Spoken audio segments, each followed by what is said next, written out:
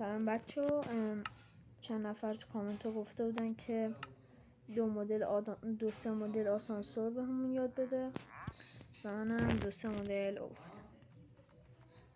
الان یکیشو درست بکنم.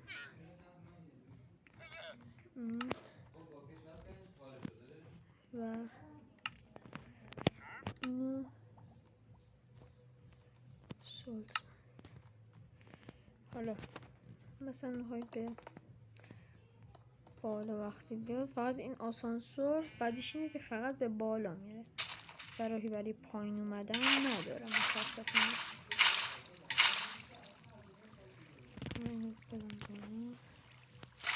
خب اول این کار میکنه یا اصلا دروغ گفتن به همون،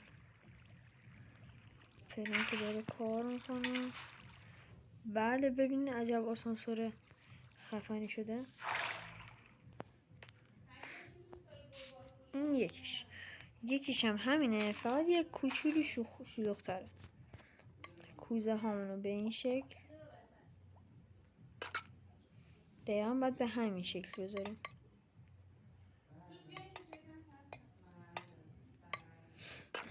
حالا مثل سری قبل اینجا رو باید پر از آب کنیم. این بالا هم زنم. خب حالا قشنگ که همه جا پر از آب شد، اینم از آسانسور بعدی. الان نشونتون میدم. خب اینم از آسانسوری که ساختیم. لایک و کامنت یادتون نره، حتما سابسکرایب کنید. ببینید اینم مثل همون اینطوری میری بالا. لایک و کامنت یادتون نره. خدا